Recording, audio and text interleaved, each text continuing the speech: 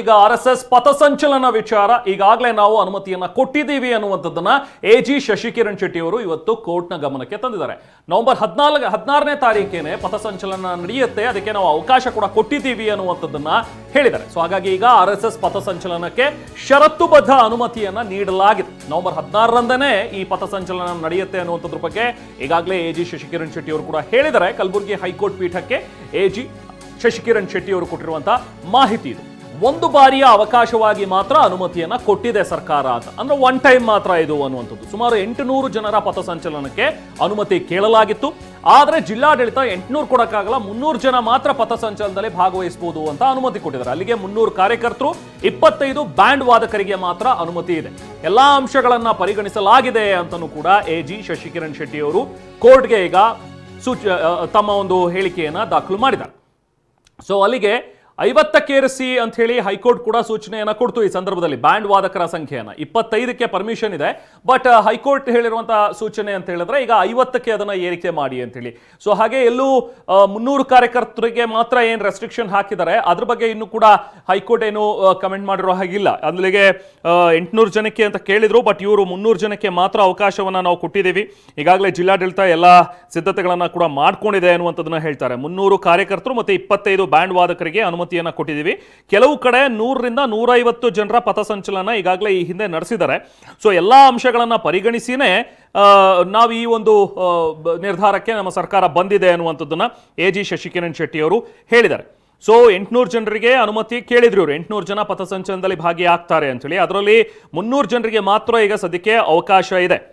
So ಹಾಗಾಗಿ ಈಗ ಮತ್ತೆ ಹಿರಿಯ ವಕೀಲ ಅರುಣ್ ಶ್ಯಾಮ್ ಅವರು ಕೂಡ ಮನವಿ ಮಾಡಿದ್ರು, ಇಲ್ಲ 300 ಆಗಲ್ಲ, 800 ಜನಕ್ಕೆ ಅನುಮತಿಯನ್ನ ಕೊಡಿ ಅಂತ ಹೇಳಿ. ಸೊ ಈಗ ಸದ್ಯಕ್ಕೆ ಹೈಕೋರ್ಟ್ ಸೂಚನೆ ಕೊಟ್ಟಿರೋ ಪ್ರಕಾರ ಬ್ಯಾಂಡ್ ವಾದಕರ ಸಂಖ್ಯೆ ಮಾತ್ರ ಈಗ 50ಕ್ಕೆ ಏರಿಕೆ ಮಾಡೋದಕ್ಕೆ ಹೈಕೋರ್ಟ್ ಕೂಡ ಈಗ ಸೂಚನೆಯನ್ನ ಕೊಟ್ಟಿದೆ. ಸೊ ಅಲ್ಲಿಗೆ ಒಂದು ಬಾರಿಯ ಅವಕಾಶವಾಗಿ ಮಾತ್ರ ಸರ್ಕಾರ ಅನುಮತಿಯನ್ನ ಕೊಟ್ಟಿದೆ ಅನ್ನುವಂಥದ್ದು.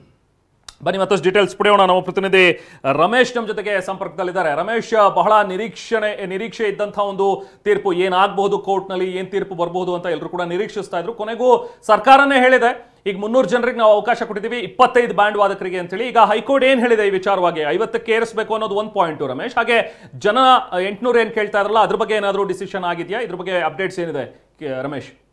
ರೆಹಮಾನ್, ಈ ಹಿಂದೆ ಹೈಕೋರ್ಟ್ ಸೂಚನೆಯನ್ನು ಕೊಟ್ಟಿತ್ತು. ಆ ಸೂಚನೆ ಅಂತಲೇ ಶಾಂತಿ ಸಭೆ ಕೂಡ ನಡೆದಿತ್ತು. ಆ ಶಾಂತಿ ಸಭೆಯಲ್ಲಿ RSS ಪರವಾಗಿ ಮತ್ತು ಅವರ ವಕೀಲರು ಮತ್ತು ಅವರ ಪ್ರತಿನಿಧಿಗಳು ಎಲ್ಲರೂ ಕೂಡ ಹಾಜರಾಗಿದ್ದರು. ಅದರಲ್ಲಿ ಅವರು ಮಾಡಿದ ಮನವಿ 800 ಜನಕ್ಕೆ ನಮಗೆ ಅವಕಾಶ ಬೇಕು, ಪಥಸಂಚಲನ ಮಾಡಬೇಕು, ಇದಕ್ಕೆಲ್ಲ ಸಿದ್ಧತೆ ಆಗಿದೆ, ಜೊತೆಗೆ ದಿನಾಂಕ ಕೂಡ ನಿಗದಿ ಆಗಿದೆ, ಹೀಗಾಗಿ ಅನುಮತಿ ಬೇಕು ಅಂತೇಳಿ ಕೇಳಿದರು. ಆದರೆ ಸರ್ಕಾರ ಈಗ 800 ಜನಕ್ಕೆ ಕೊಡೋಕ್ಕಾಗೋದಿಲ್ಲ, ಬದಲಾಗಿ 300 ಜನ ಪಥಸಂಚಲನದ ಕಾರ್ಯಕರ್ತರು ಭಾಗವಹಿಸ್ಬೋದು, ಅದೇ ರೀತಿ 25 ಜನ ಬ್ಯಾಂಡ್ ಸೆಟ್ನಲ್ಲಿ ಭಾಗವಹಿಸ್ಬೋದು ಅಂತೇಳಿ ಹೇಳಿಕೆಯನ್ನು ಕೊಟ್ಟರು. ಆದರೆ ಏನು ಅರ್ಜಿದಾರ ಮನವಿ ಮೇರೆಗೆ ಹೈಕೋರ್ಟ್ ಈಗ ಅದನ್ನು 300 ಪ್ಲಸ್ 25 ಅಂತ ಏನಿತ್ತು ಅದು 300 ಪ್ಲಸ್ 50 ಮಾಡಿ ಅಂತೇಳಿ ಸೂಚನೆಯನ್ನು ಕೊಟ್ಟಿದೆ. ಹೀಗಾಗಿ 350 ಜನ ಅಂದರೆ 50 ಜನ ಬ್ಯಾಂಡ್ ಸೆಟ್ ವಾದಕರು ಸೇರಿದಂತೆ ಒಟ್ಟು 350 ಜನ ಈ ಪಥಸಂಚಲನದಲ್ಲಿ ಭಾಗವಹಿಸಬಹುದಾಗಿರುತ್ತೆ. ಮತ್ತು ನವೆಂಬರ್ 16ನೇ ತಾರೀಕು ಅಂದರೆ ಈಗಾಗಲೇ ಚೌಟ್ರಿ ಬುಕ್ ಆಗಿದ್ದರಿಂದ ಅದೇ ದಿನ ಅನುಮತಿಯನ್ನು ಕೊಡಲಾಗಿದೆ. ಹೀಗಾಗಿ ಈ ಮಾಹಿತಿಯನ್ನು ಇವತ್ತು ಅಡ್ವೊಕೇಟ್ ಜನರಲ್ ಅವರು ಹೈಕೋರ್ಟ್ಗೆ ಕೊಟ್ಟಿದ್ದಾರೆ. ಹೀಗಾಗಿ ಹೈಕೋರ್ಟ್ ಈ ಹೇಳಿಕೆಯನ್ನು ರೆಕಾರ್ಡ್ ಮಾಡಿಕೊಂಡು ಈಗ ಕೇಸ್ ಏನಿದೆ ಅದನ್ನು ಮುಕ್ತಾಯಗೊಳಿಸಿದೆ. ಹೀಗಾಗಿ ಇದೊಂದು ಬಹಳ ದೊಡ್ಡ ವಿವಾದ ಏನು ಏರ್ಪಟ್ಟಿತ್ತು ಅದು ಈಗ ಸಾಲ್ವ್ ಆಗಿದೆ. ಶಾಂತಿ ಸಭೆ ಮೂಲಕ ಮತ್ತು ಎರಡೂ ಕಡೆ ರಾಜಿ ಸಂಧಾನ ಆಗಿದ್ರ ಮೂಲಕ ಇವತ್ತು ಈ ಒಂದು ವಿವಾದ ಏನಿದೆ ಅದು ಈಗ ಸಾಲ್ವ್ ಆಗಿದೆ ಅಂತ ಹೇಳಿ ಹೇಳ್ಬೋದು. ಮತ್ತೆ ಇವತ್ತೇನು ಸರ್ಕಾರ ಈ ಒಂದು ಅವಕಾಶವನ್ನು ಕೊಟ್ಟಿದೆ ಇದು ಕೇವಲ ಒಂದು ಬಾರಿಯ ಅವಕಾಶ ಅಷ್ಟೇ ಅಂತೇಳಿ ಈಗ ಜಿಲ್ಲಾಡಳಿತದ ಪರವಾಗಿ ಅಡ್ವೊಕೇಟ್ ಜನರಲ್ ಅವರು ಹೈಕೋರ್ಟ್ಗೆ ಮಾಹಿತಿಯನ್ನು ಕೊಟ್ಟಿದ್ದಾರೆ. ಕರೆಕ್ಟ್ ರಮೇಶ್, ನೀವು ಹೇಳೋ ಹಾಗೆ ಒನ್ ಟೈಮ್ ಮಾತ್ರ ಇದು, ಒಂದು ಬಾರಿ ಅವಕಾಶ ಇದೆ, ಪರೇಡ್ ಮಾಡಬಹುದು ಅನ್ನುವಂಥದ್ದು. ಜೊತೆಗೆ ಕೆಲವೊಂದಷ್ಟು ಕಂಡೀಷನ್ಸ್ ಅಂತ ಹೇಳಿದ್ರು, ಷರತ್ತುಬದ್ಧ ಅನುಮತಿಯನ್ನ ಕೊಡ್ತಾ ಇದೀವಿ ಅಂತ ಹೇಳಿ. ಆ ಕಂಡೀಷನ್ ಬಗ್ಗೆ ಏನಾದರೂ ಡಿಸ್ಕಸ್ ಆಯ್ತಾ? ಅಂದ್ರೆ ಕೋರ್ಟ್ನ ಗಮನಕ್ಕೆ ತಂದಿದ್ದು ಅದರಲ್ಲಿ ಏನಾದರೂ ಒಂದಷ್ಟು ಇಲ್ಲ ಇದನ್ನ ಸಡಿಲಿಸಬೇಕು ಅನ್ನುವಂಥದ್ರ ಬಗ್ಗೆ ಅಪೋಸಿಟ್ ಇಂದ ವಾದ ಮಂಡನೆ ಆಗಿದೆ, ಈ ಥರದ್ದು ಏನಾದರೂ ಆಯ್ತಾ ರಮೇಶ್? ರೆಹಮಾನ್, ಷರತ್ತುಗಳು ಈಗಾಗಲೇ ಜಿಲ್ಲಾಡಳಿತ ಈ ಹಿಂದೆನೂ ಏನು ಹೇರಿತ್ತು ಅಂದರೆ ಶಾಂತಿಯುತವಾಗಿರಬೇಕು ಮತ್ತು ಆಯೋಜಕರ ಜವಾಬ್ದಾರಿ ಮತ್ತು ಸೀಮಿತ ಸಂಖ್ಯೆ ಇತ್ಯಾದಿಗಳ ಜನರಲ್ ಷರತ್ತುಗಳೇನಿದೆ ಆ ಷರತ್ತುಗಳನ್ನೇ ಉಲ್ಲೇಖ ಮಾಡಿದ್ದಾರೆ ಈ ಒಂದು ಆದೇಶದಲ್ಲಿ.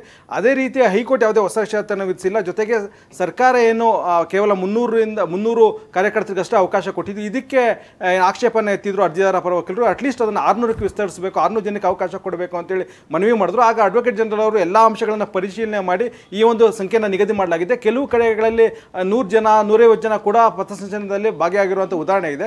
ಹೀಗಾಗಿ 600 ಜನನೇ ಕೊಡಬೇಕು ಅಂತೇಳಿ ಯಾವುದೇ ನಿಯಮ ಇಲ್ಲ, ನಿಯಮ ಹಾಕಬಾರ್ದು ಅಂತೇಳಿ ಮನವಿ ಮಾಡಿದ್ರು. ಹೀಗಾಗಿ ಅಂತಿಮವಾಗಿ ಹೈಕೋರ್ಟ್ 300 ಜನ ಪಥಸಂಚಲನದಲ್ಲಿ ಭಾಗವಹಿಸಬಹುದು, ಜೊತೆಗೆ 50 ಜನ ಬ್ಯಾಂಡ್ ಸೆಟ್ ವಾದಕರಿಗೆ ಅನುಮತಿಯನ್ನು ಕೊಟ್ಟು ಆದೇಶವನ್ನು ಕೊಟ್ಟಿದೆ. ಅವತ್ತು ಸಂಜೆ ಅಂದರೆ 16ನೇ ತಾರೀಕು ಸಂಜೆ 3:30ಯಿಂದ 5:45ವರೆಗೂ ಈ ಒಂದು ಪಥಸಂಚಲನ ನಡೆಯುತ್ತೆ. ಮತ್ತೆ ಕಲ್ಯಾಣ ಮಂಟಪ ಏನು ರಿಸರ್ವ್ ಆಗಿದೆ ಅಲ್ಲಿ ಈ ಒಂದು ಪಥಸಂಚಲನದ ಕಾರ್ಯಕ್ರಮ ಸಮಾಪ್ತಿ ಆಗುತ್ತೆ. ಹೀಗಾಗಿ ಈಗೇನೋ ಒಂದು ವಿವಾದ ಆಗಿತ್ತು, ಆ ವಿವಾದ ಈಗ ಪರಿಹಾರ ಆಗಿದೆ.